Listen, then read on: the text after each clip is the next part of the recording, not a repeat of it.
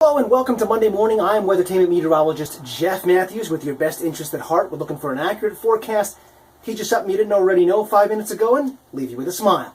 Let's see how we do. This is the big weather story for this week. I mentioned this to you a number of times last week, that a dramatic, precipitous drop-off in the thermometer is coming, and in fact, that is indeed the case. 83 today, 75 tomorrow, 72 on Wednesday, and it keeps on plummeting. This is incredibly cool for the beginning of August, what is typically like one of the hottest months of the year. I mentioned last week we may have a hard time reaching 70 the middle and end of this week, and indeed that's the case. And nighttime lows are going to be attention-getting as well. Now, the dew point today is going to be in the mid-60s, 64, 65, so it's uncomfortable, it's sticky. It's not quite oppressive, it's 70, but it's 65, it's uncomfortable. Tuesday, the transitional day, it's falling through the 60s. And then Wednesday, Thursday, Friday, Saturday, yeah, that's at the 50-degree mark for the dew point. That's very dry, and that allows the air temperature of the day at night to cool way down towards and even at the dew point. So that means opportunity for some very cool nights ahead. Storms are in the forecast for this evening. We'll talk about severity in a moment, if that's indeed the case. But look out for some storms this evening. The best chance would be after 6 o'clock, and especially after 8 o'clock, on into the early overnight hours. Another storm in the forecast or two for Tuesday afternoon and evening. Not really sure about the exact timing there, but let's say after 2 o'clock into the evening hours. And then a real attention getter coming our way for this midweek, talking about that really cool air. It's indeed on the way. Severity of storms, at least for this evening. Let's talk about it. It would be on the low side of the threat level, so I'm not overly concerned about it. But if it were to happen, it would be in the wind category, and there may be gusts over 30 or 40 miles per hour. This is for this evening's storms. Tomorrow afternoon and evening, we'll deal with that tomorrow, but I don't think there'll be a big threat for severe tomorrow either. Here comes the pocket of lower pressure rotating around the parent storm that's been going on for 5 days now. That's why we picked up a lot of fair weather clouds the last 2 afternoons, but not enough to spawn any showers in central New York, though it was a close call.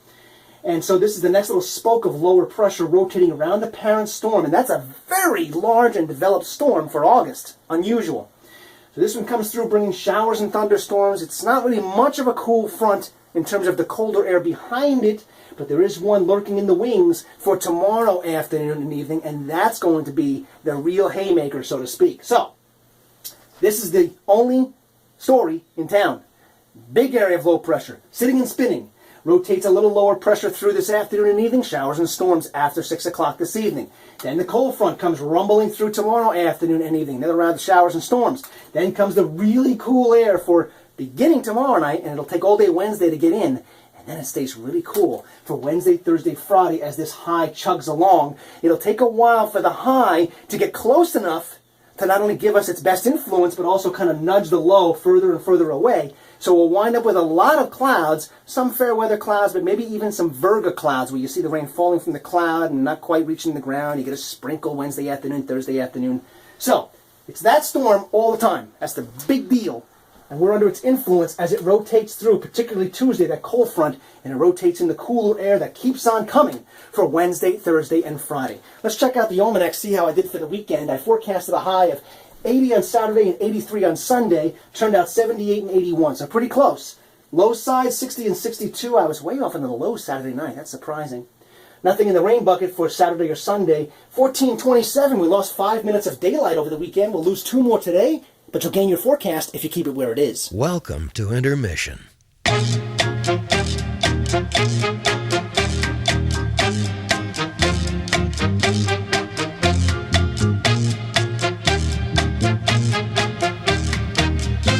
Yeah, Intermission. Monday forecast, we'll call it partly sunny. I can't go overly optimistic. I think the clouds are going to be coming in pretty quick, especially late morning and afternoon, in advance of the storms that are coming in this evening. High today about 83 degrees. Tonight, look out for storms. Heavy rain with them. Low around 62. Tomorrow, only 75 for the high. Mostly cloudy. Can't be very optimistic about the skies. If it turns out brighter than that, consider yourself lucky. Mainly gray. Afternoon storms again. That's the real deal cool front. high of 75. Then the bottom begins to fall out.